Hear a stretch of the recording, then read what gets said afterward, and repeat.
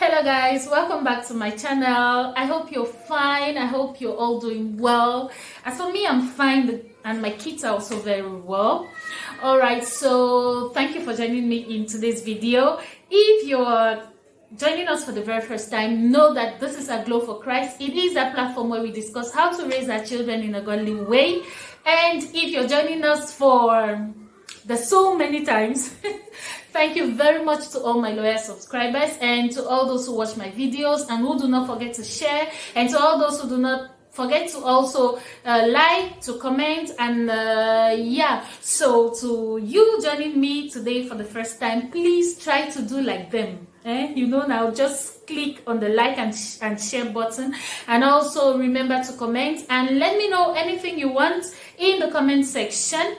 So guys, we are still on our sexual purity series, all right? And I think today is the third video I'm making on this sexual purity series.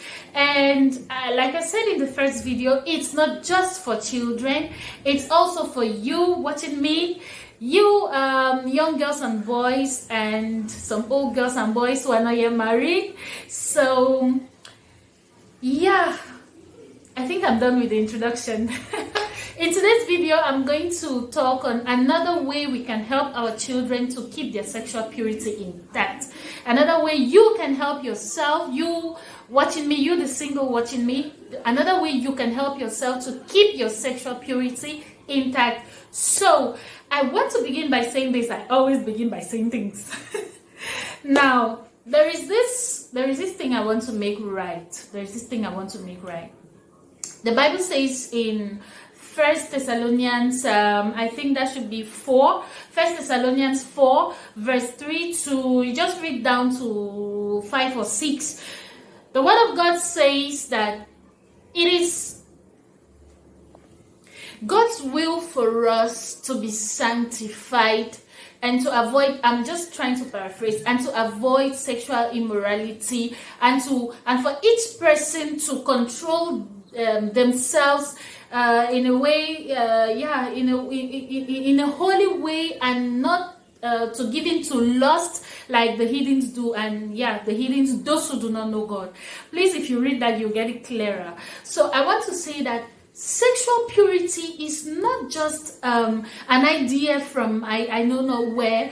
It is God's will for you all, for us all. It is God's will for our children who are not yet married. It is God's will for you who are not yet married. That is what God expects from you. You know, it's not like I'll say this again. It's not like, well, you it's a decision that depends on you. It is not your decision. It is God's will for you and I. It is God's command. Did I say for you and I? No, not for you and I. I'm married. It's not for you and I. All right, so God created this sex. God created sex, and that's why we are created with the sexual drive. Sex is a normal thing. It's not an evil thing per se. It wasn't created by the devil. It was created by God. But this is the clue. It was created for a purpose. It was created with a boundary. It was created with a particular context, and that context is marriage. Sex was created for married people. Now, sex brings forth children. So I mean, like, through sex we have children, and it fortifies the intimacy between married people. All right, so it's not like it's an evil thing. It's not like it's a thing that should not be talked about. No, we shouldn't be ashamed to talk about something that God created, if you ask me. So, like I said, sex was created by God, but for a particular purpose and for a particular group of people who are married people. All right, so for our children to maintain their sexual purity, one way to help them, which is the reason why I'm doing this video today, is to talk it out with them. Now, you can do a lot of things. You can pray, you can talk, and you can pray and do so many things. But sometimes what really helps out with our children is when you sit them down and then you explain things to them. I'm not talking about giving them rules. For this one, rules will sometimes not work. It will work, but before you give them the rules, explain things out to them. Tell them what it really means to be sexually pure and what God expects from them. Let me make one point. I said this, so this sexual purity series is, forgive me, but for Christian parents and Christian unmarried people. Because if you're not a Christian, you will not understand what I am saying. But my sincere desire is that even if you're not a Christian, may these words take you to the Bible, may you begin to read it, and may God touch your heart so that you can help yourself and help your future children if you do not have, or help your children if you already have them. Sex is, just like every other gift God created, just like every other gift, it can be perverted, it can be misused. Thank you.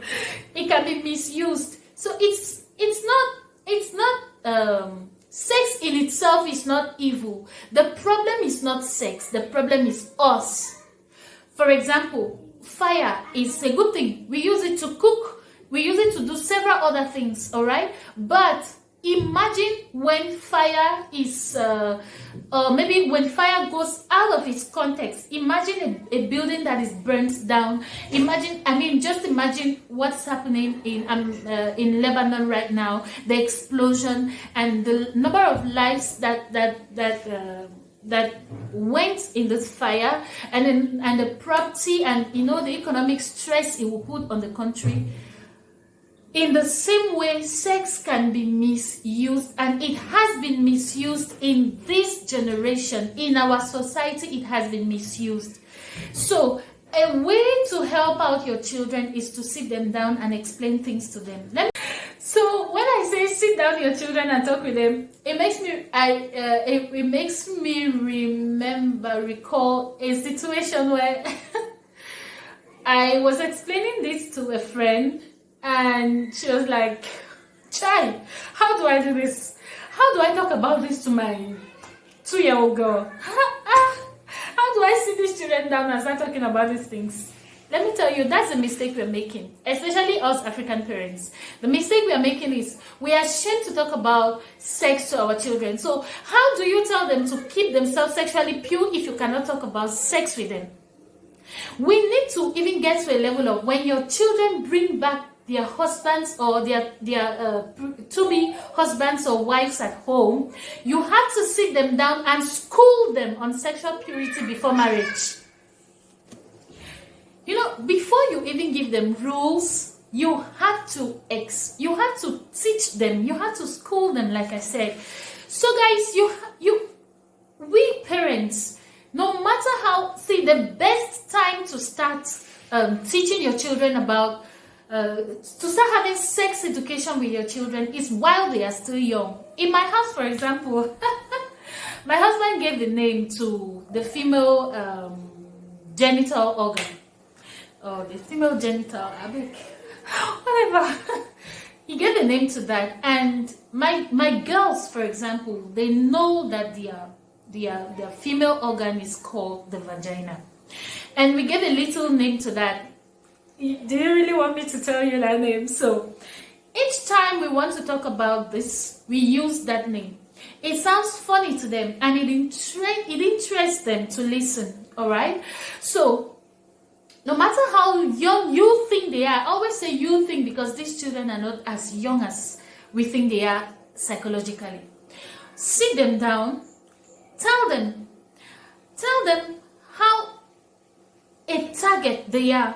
You have to explain to, now, how do I tell you this? This is my advice to you. For the very young ones, tell them, give them set rules to respect, like you don't have to sit on a stranger's laps. Yeah, it counts, because some of these people, you think that you know them, but they are the ones who can sexually abuse your children and prevent them from keeping their sexual purity intact.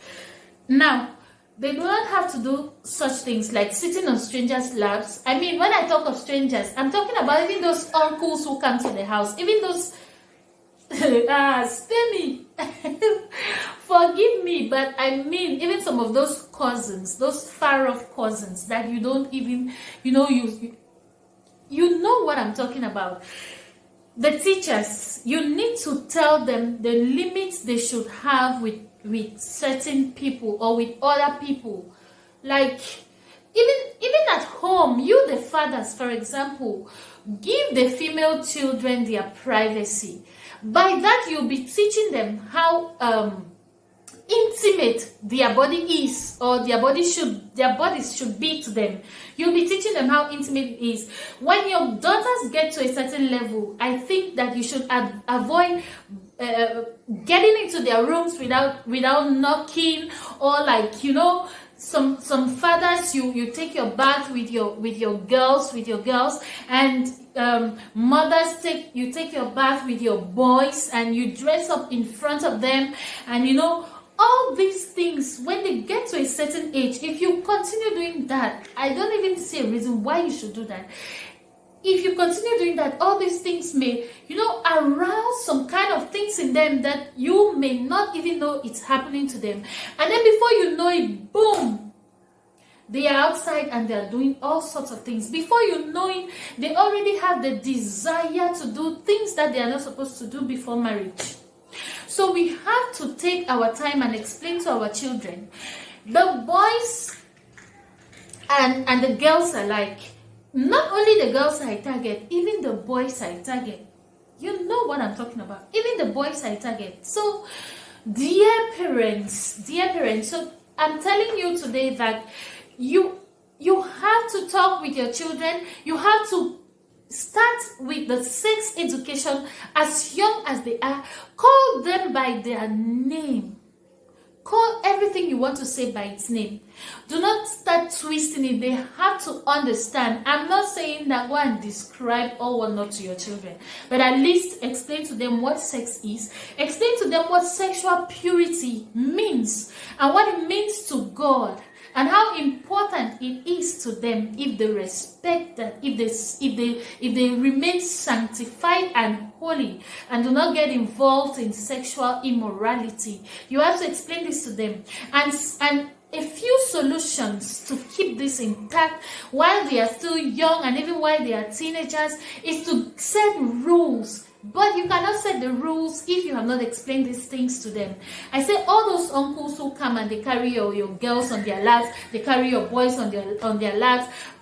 These things can come out from anywhere. It can be in your own house, under your own nose, without you knowing. It can be in school. It can be with the teachers in school. It can be with their classmates and their schoolmates. So if you fail to explain these things to your children, then you are exposing them more than they already are.